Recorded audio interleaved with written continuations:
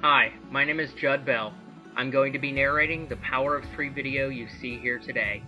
I was lucky to have world-class training from the Marine Corps in technology repair. New technology and how it can enable our world to be a better place excites me. I will be talking about how a technology will enable the aging population to remain independent at home. Demands on healthcare throughout the world are changing. As a result, there is now huge demand for new systems which improve productivity, cut costs, and support the shift of healthcare from hospital to the home and community settings. Continuous monitoring has been shown to enable more effective treatment of chronic disease, deliver improved patient outcomes, and reduce the requirement for hospital visits and admissions. The ubiquity of wireless and mobile cellular networking is driving the clear trend for unwiring the healthcare world, and the increasing demand for mobile-based solutions both in hospital environments and in care home scenarios. In every healthcare scenario, the ability to continuously and remotely acquire data is necessary to undertake a more holistic and clinical assessment of an individual. This is key to providing highly personalized treatments and delivering improved outcomes. New ultra-low power chip technology lies at the heart of the digital medicine revolution. This technology enables a new generation of low-cost, non-intrusive wireless vital sign monitors that can continuously track multiple vital signs in real time, allowing healthcare providers to remotely monitor patients via standard mobile devices such as PDAs and cell phones. A dazzling array of new technology is giving older people more confidence in their ability to live alone, and is helping many families avoid the wrenching decision to move an aging parent from his or her home to a nursing facility. Smart technology such as sensors, voice activation, GPS, Bluetooth, smartphone monitoring apps, and sophisticated computers are making aging in place a viable option for an increasing number of people. There are devices to track medication and Alzheimer's wandering, activity or inactivity in the house, falls, and real-time health information. With GPS location tracking, you can monitor parents or aging friends at home or while they play golf or go on long walks. The connected independence technologies include activity sensors that give adult children insight into their parents' daily activities, and tools that let the family caregivers be part of doctor's appointments remotely. Device stigma is also vanishing. In some cases, the tracking devices are becoming cool. So far, the government and insurance companies have balked at paying for some of the devices. While Medicaid may reimburse for some aging-in-place technologies, Medicare unfortunately does not. In a really exciting environment of technology, there are robots being developed to help the elderly live at home longer. Mini robot vacuums are one thing, but larger robots may soon become a part of everyday life for the elderly. Researchers and robotics companies worldwide are designing prototypes to provide automated assistance to the elderly at home. The idea is to use robots resembling anything from lunch carts to human companions to assist seniors and the homebound with day-to-day tasks, as well as communications with family members via social networking, video conferencing, and the web. For this to work, the interface with the robot must be intuitive, and robot makers must allay any misgivings that the elderly might have about relying on new technology to watch over them. One of the less threatening approaches so far is called Compi, which resembles a plastic kiosk on training wheels. You can see Compi here. This robot from France-based Robosoft features a touchscreen display on an easel and a bowling ball-sized white head with a face. Although the face is in place currently just for emotional comfort, future versions will light up and show expressions. So, says the robot to this man, how will technology enable a person to age completely independent at home?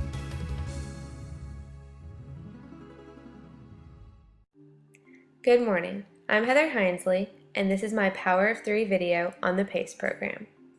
The PACE model of care can be traced to the early 1970s when the Chinatown North Beach community of San Francisco saw the pressing need for long-term care services by families whose elders had immigrated from Italy, China, and the Philippines. William Gee, a public health dentist, along with other community leaders, formed a nonprofit corporation called OnLook Senior Health Services to create a community-based system of care. OnLook is Cantonese for Peaceful, Happy Abode.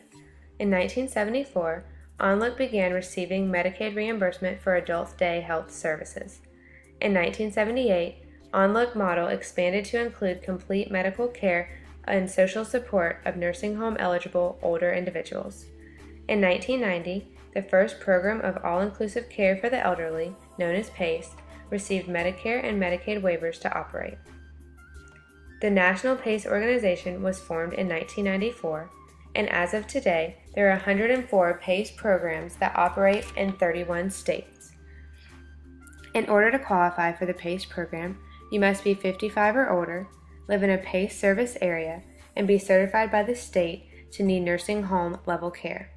The philosophy of PACE is centered around the belief that it is better for the well-being of seniors with chronic care needs and their families to be served in the community whenever possible. So what exactly makes PACE different? PACE organizations provide care and services in the home, community, and PACE center.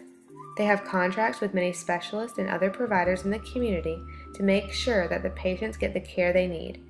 PACE programs take many similar elements of the traditional healthcare system and reorganize them in a way that makes sense to families, healthcare providers, and the government programs that pay for these services and care. PACE services include but are not limited to the following: nursing care, physical therapy, outpatient services such as radiology and x-rays, home health care, transportation services, and family and caregiver support services. There are 2 PACE programs that are located in South Carolina. One is Palmetto Senior Care in Columbia, and the other is the Oaks PACE program in Orangeburg, South Carolina. So, my question to you is: the PACE program has grown from 42 programs in 2007 to 104 today.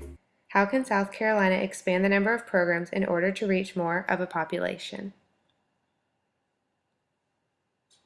My name is Brennan Bogner, and today I'm going to discuss the dual-eligible populations. First, I'm going to give you a little background on what dual-eligible plans are. Plans, often called dual or dual-eligible, are designed for people who qualify for both Medicare and Medicaid at the same time. These plans include all Medicare Part A hospital stays and Part B doctor visit benefits. Because those enrolled in the program are also low income, Medicaid benefits are also integrated into these plans. Dual-eligible beneficiaries are among the poorest and sickest beneficiaries covered in either program and account for a disproportionate share of spending in both programs. About 9 million people in the United States are covered by both Medicare and Medicaid, including low-income seniors and younger people with disabilities. These dual-eligible beneficiaries have complex and often costly healthcare needs and have been the focus of many recent initiatives and proposals to improve the coordination of their care, aimed at both raising the quality of their care while reducing its costs. These programs are designed to benefit both the enrollee and the system as a whole. A handful of states are working with CMS to develop proposals to test capitated and managed care models to integrate care and align financing for dual-eligible beneficiaries based upon provisions in the Affordable Care Act. CMS is reviewing states' proposals to determine which will be implemented. Enrollment in the first demonstration became effective in July 2013, with others expected to follow in 2013 and early 2014. In South Carolina, the program is called Healthy Connections Prime. I'll finish with the question and ask if you think integrating care between 2 programs will be effective. How to not run your organization into the ground, a future healthcare administrator's perspective.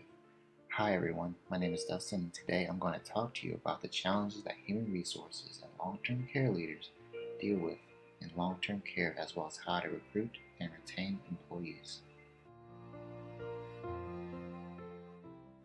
Being a leader in long-term care, what you deal with each and every day is slightly different from what other healthcare leaders are immersed in. Long-term care facilities are a fragile environment where a leader's actions have a strong influence over the dynamic culture, the relationships that occur between leaders and employees, the retention of employees, the clinical outcomes on site, as well as the quality of life of the residents. There are certain things that matter the most to employees. That will be management sincerely caring about their employees, management listening to their concerns, creating a safe place of work, and supervisors showing their appreciation for their employees' hard work each and every day. Successful leaders make a large effort to be visible throughout the organization. When they do rounds, they establish eye contact, smile, and say hello to employees, residents, physicians, and visitors as they walk throughout the organization, instead of being absorbed in their thoughts with a concerned look on their faces.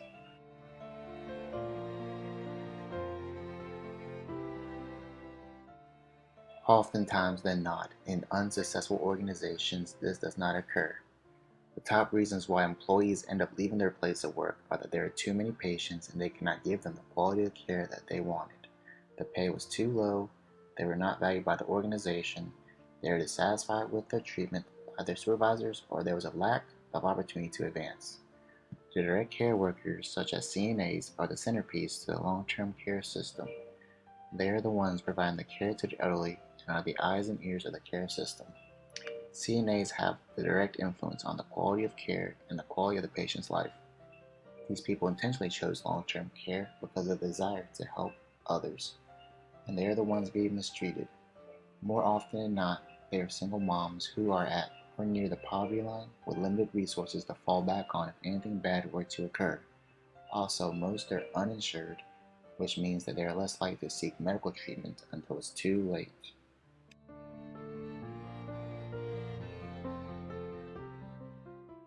Finally, I will talk to you about the recruitment of employees. There are a lot of issues when it comes to recruitment in healthcare.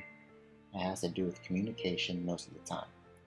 The receptionist is a key component to the recruitment process and needs to be informed of current openings if anyone were to walk in looking for a position. Make sure you set up a date for an interview and not to allow the applicant to drop off the application and leave. Have high standards when you're interviewing potential candidates. Personal characteristics are just as important, if not more, than experience or skills. You want to hire someone who presents himself or herself with maturity, is compassionate, sensitive, friendly, and smiles, and has the ability to communicate, learn, and think critically. Lastly, ask open-ended and behavior-based questions. It allows for a more thorough and personal response.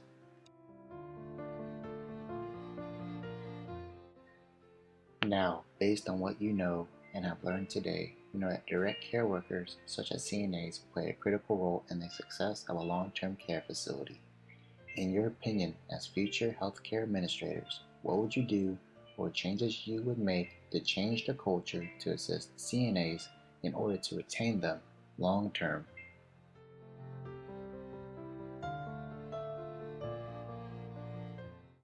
Hi, my name is Sean Broccoli. This production will evaluate telemedicine and its expansion in the future. So what is telemedicine? Well, telemedicine is the use of medical information exchanged from one site to another via electronic communications to improve a patient's clinical health status. Participants receiving telemedicine intervention perceive it as a beneficial support service, but there is no imperative evidence of improved clinical outcomes or consistency among the clinical trials. The intent of this production is to provide you with a better understanding of telemedicine and its fate. It is often difficult to meet the needs of the elderly while they live independently in their own home. Telemedicine has been proven to provide services to those who would otherwise need nursing home care, but with this technology they can remain in the community, in their own home, or the home of loved ones. Through the help of clinicians, telemedicine promotes independence and the highest levels of functioning while allowing choice and dignity for participants and their families. Medical devices have been invented to meet all needed preventative, primary, acute, and long-term healthcare services so that older individuals continue to live in their homes as long as possible. I believe that older adults with chronic care needs often do better when they continue to live in the community. Most of the elderly population does not want to admit that they need help, but once they experience it, they routinely change their mind and would rather not live without it. It can be embarrassing for participants to talk about their illnesses, but having an attentive clinician who sincerely cares can influence the participant to be more receptive. Ultimately, it's not the technology that cures the illness, but it's the process and workforce behind the technology that support remedy. Telemedicine promotes clinician-patient relations and complements collaboration between users and information sharing and teaching. Healthcare providers who deliver supportive interactions through indirect contact tailored to the individual's need is likely to strengthen their relationship. Participants involved in telemedicine value the emphasis of telemonitoring of health intervention and supportive contact with staff encouraging, reminding, and answering questions. In order for telemedicine to be effective, the participant and provider using the technology have to be engaged, achieve objectives, and progressively strive towards goals. The participant's experience and perception depends on the support and practical interventions that are in place to meet the patient's need. Though there are obstacles and barriers to meet the needs of clinical outcome success, research considers participant satisfaction coupled with positive perception as a tremendous achievement when practicing telemedicine. The prosperity of telemedicine is gradually being revealed, but the real potential awaits the challenge of developing continuous and affirmative outcomes. These outcomes play an essential role in the delivery of care. Therefore, the promotion of independence through the resource of telemedicine will remain a challenge if there is no financial reimbursement or effective qualitative outcomes in the near future. We have acknowledged that there are benefits and disadvantages to a participant's experience with telemedicine. The benefit to the participant can be attributed to their ability to live independently in the community while having a sense of security ensured by clinicians. Though the related health outcomes have not been exceptional, they still play an essential role in the delivery of care. There is a substantial lack of economic evidence related to the implementation of telemedicine programs, and a clear payment model has not yet been defined. So my question to you is, should payment models be restructured to include telemedicine in long-term care to keep the elderly living longer in the